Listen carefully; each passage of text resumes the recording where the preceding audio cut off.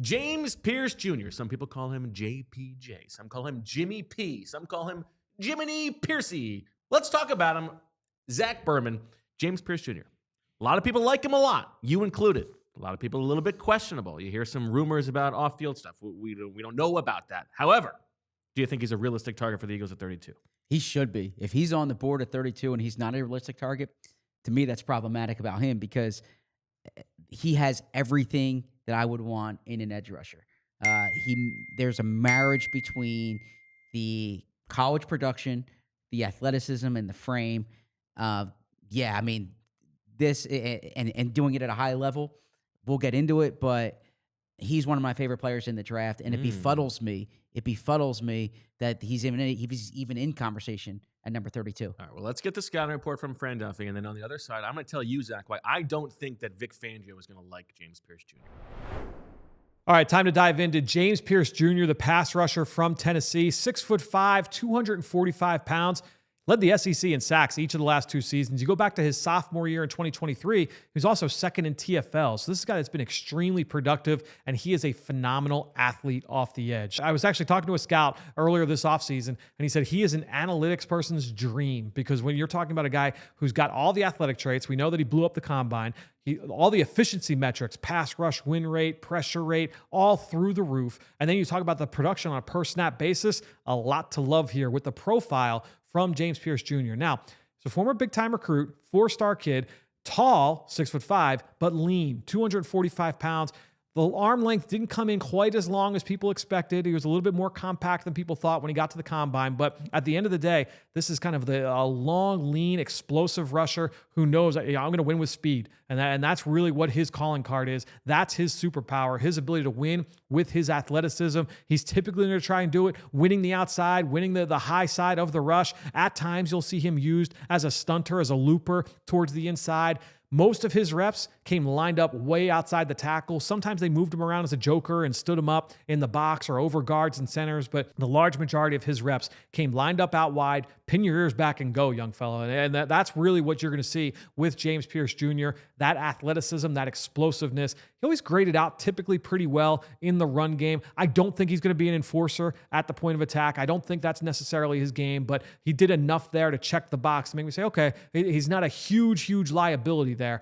Now, when you get to the negatives, I think when you're looking at James Pearce Jr., he does look. While I say he's not going to be a liability in the run game, I don't think he's going to be like an enforcer type either. And he could get attacked by certain tackles, certain run schemes. When he reaches the NFL, he also just needs to expand that pass rush repertoire. I think when you're looking at rushers with his skill set that have the ability to win with speed and only speed, that can win at certain times, and there might be some seasons where he has really productive rushing, campaigns where he's able to get home for 8+ sacks.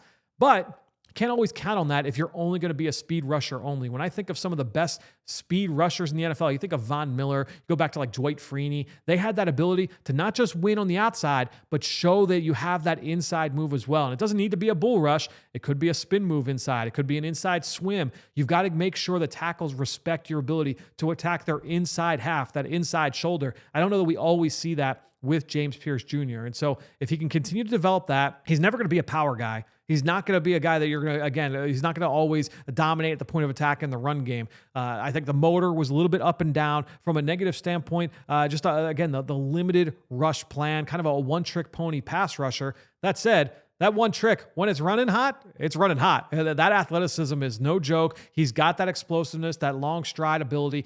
Kind of reminds me personally of Vic Beasley, who was a top 10 pick out of Clemson about a decade ago to the Atlanta Falcons, and he had some successful seasons. We saw him have double-digit sack seasons in the NFL, but when it fell off fast. If you don't always have that ability to win high side, then you need to have something else to be able to lean on. The other thing, I think, when you're looking at Pearce Jr., despite the athletic ability, despite all the physical gifts, was never a full-time starter. He started like 8 or 9 games this past year, but other than that, was just a part-time player. Even last year in 2023, when he posted all the production, it was as a guy off the bench. It might be that he's a designated pass rusher only. That might be what the role is in the NFL. Now, as a team, you have to decide, what is that worth? If we think that this guy could be Dante Fowler Jr., who was the number 2 pick in the draft coming out of Florida all those years ago to the Jacksonville Jaguars, bounced around the league, and now has become one of those mercenary rushers where, yeah, you know what, when it gets to third down, put me on the field, and I'm going to get after the quarterback. That's what James Pearce Jr. could ultimately be.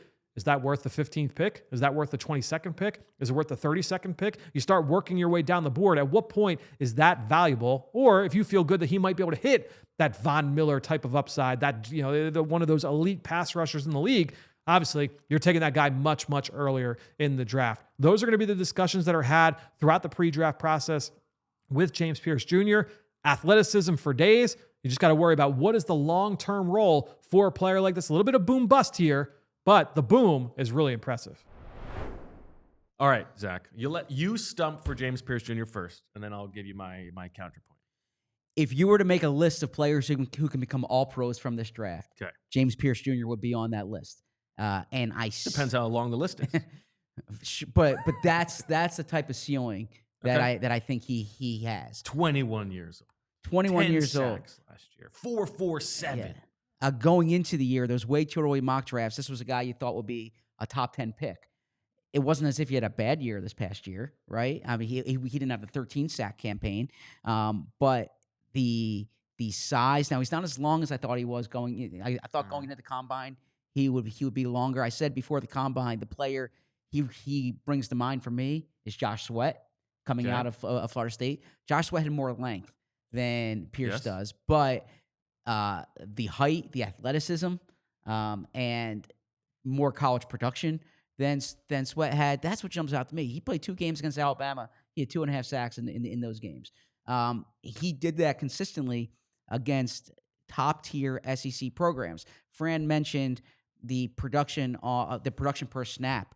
Tennessee runs these like hockey lines where they bring guys on and off the field. When he's on the field, he is an absolute menace. You're doing all these different boxes that you're checking. To me, he checks the fall. He checks the spring, the combine period. And you just can't find players who are 6'5", who have double-digit sacks in the SEC, who run 4.4 40s, right? I don't understand why this is even a conversation at number 32. What do I see incorrectly here? All right, so of all the 54 elite edge rushers over the past decade plus who have made the Pro Bowl or the first team All-Pro, that 4.47 is the third best. I mean, it's blazing hot.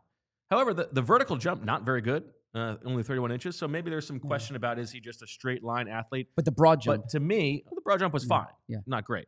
To me, the question is, as Fran tells me, if this guy is a one-trick pony and is not really bringing it against the run, I don't think that Vic Fangio is going to want this player. I think Vic Fangio said, is of the mind that you got to earn the right to rush on third down. You got to play with a certain personality. You got to be reliable against the run.